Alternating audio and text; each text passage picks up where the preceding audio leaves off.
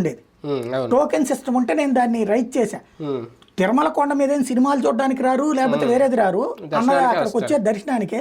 దర్శనం లేట్ అయితే తిరుమల తిరుపతి దేవస్థానం తప్పు తప్పించి వాళ్ళ తప్పు కాదు కదా. దేవుడిని దర్శనం చేసుకుంటేనే అన్నం పెడతానంటేంటి, ఆ లోపల టోకెన్ ఇస్తానంటేనే అన్నం పెడతానంటేంటి.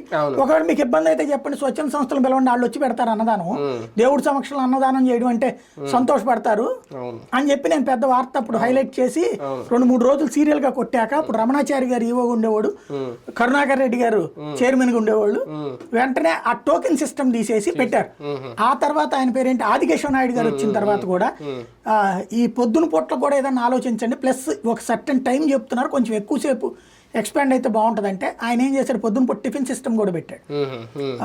తర్వాత భోజనం టైంలో రోటీ కూడా పెట్టారు.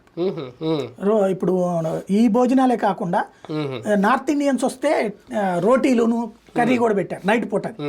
అట్లాంటి ఒక మంచి సిస్టమ్ తీసుకొచ్చి ఇప్పుడు లేవా, అప్పుడు పెట్టారు.